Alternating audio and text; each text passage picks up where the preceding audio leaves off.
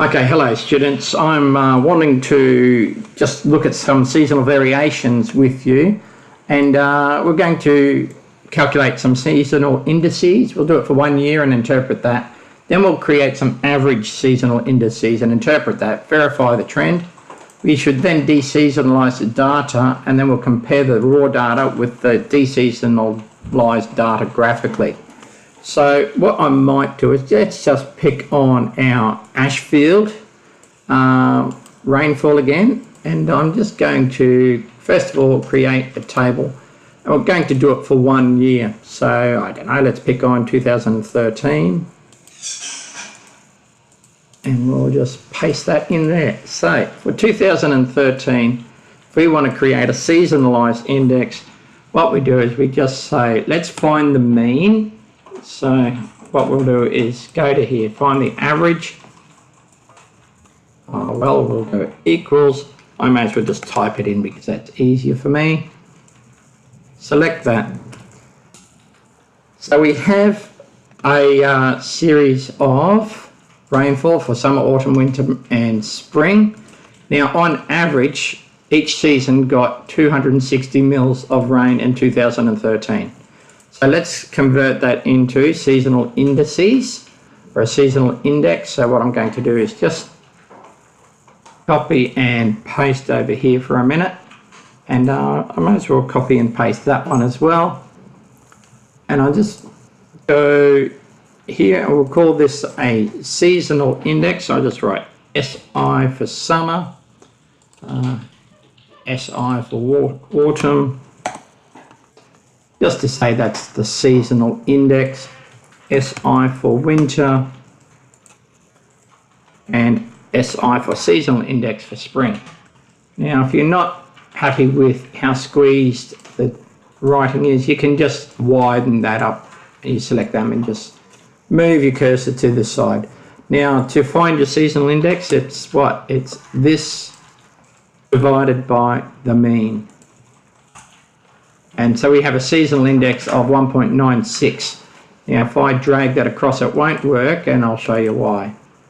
So remember, it's just dividing by the wrong cell. So what we do is back here, we'll just go and put some dollar signs to lock that cell into place when we copy through.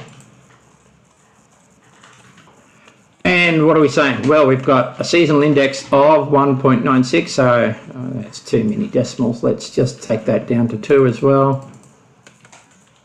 So 1.96 times the normal season, and then we've got, what, 97%, so 3% less, whereas that's 96% more.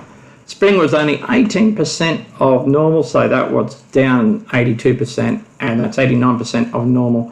Now remember that all of these should add up to 4 or have a mean of 1. Okay, let's continue this now, and we'll continue it for 2014 to 2016. So I'm just going to do this now. So we've done this. We're going to now create some averaged seasonal indices over multiple years. So copy and paste through there, copy and paste through there, drag that down. Now we can see that on average, 2015 was a pretty poor year.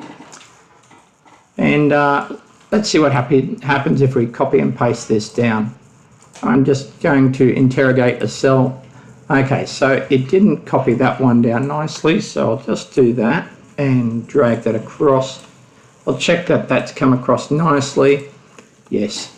And then go to 2015. I need to fix that one up. So that's correct, but I need to drag this one down and copy that one across. And while I do that, I should just show you. This is telling me what the average or the mean.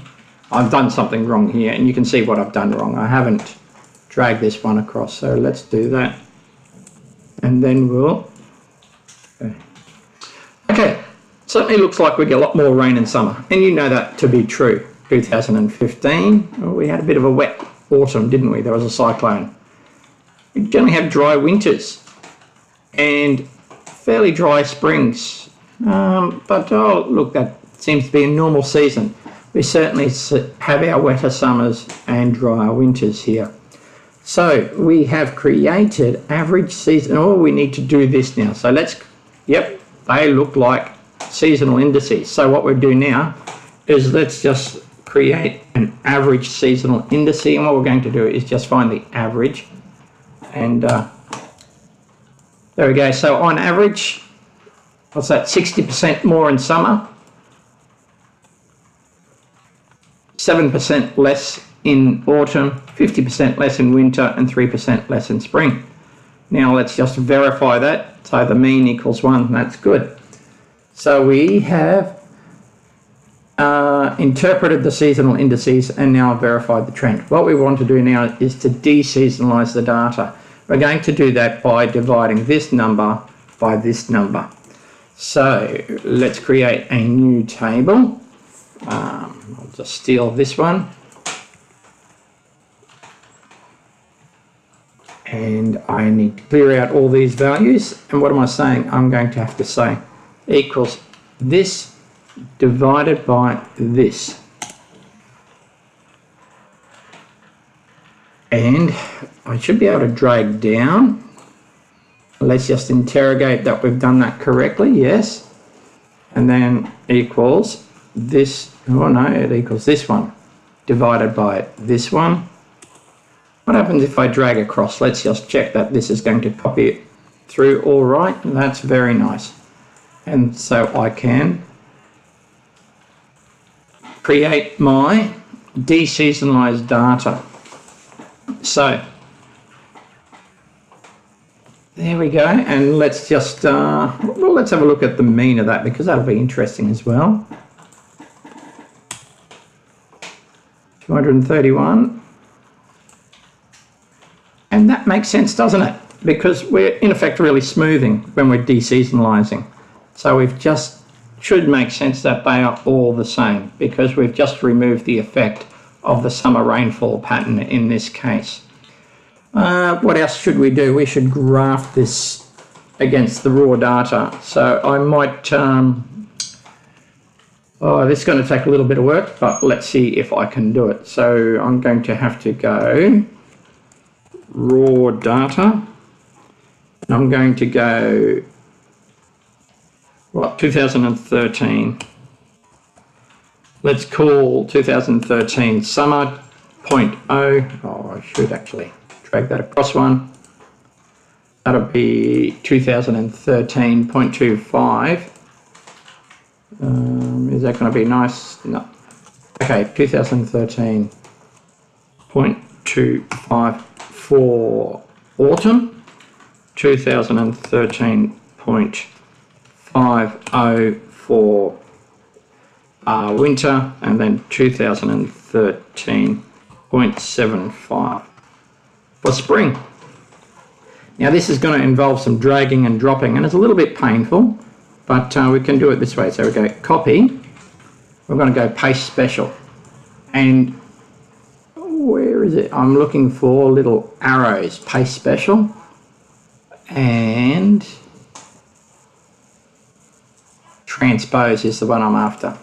And it just copies horizontally and pastes vertically.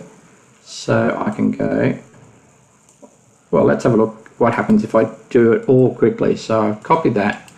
I can also do it this way. That's your transpose. Now, that's kind of what we want to happen, but we just drag and drop there.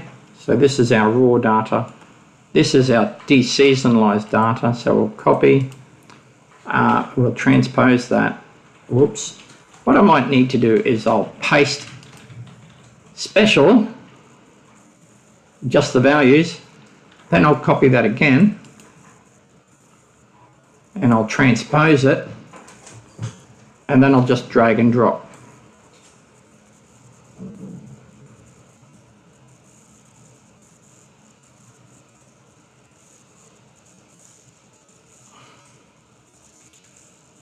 I just need to complete filling this in, so I wonder if that's going to be nice for me. I think that is.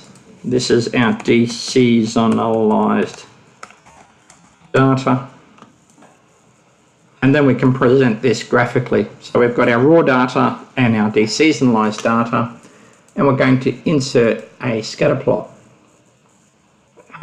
Yeah, and it's going to be a time series scatter plot, isn't it? So what can we see? You can see the effect of smoothing by deseasonalizing the data on this graph here, as opposed to what the raw data is there. And that just lets you flatten out and see what sort of year it was, etc.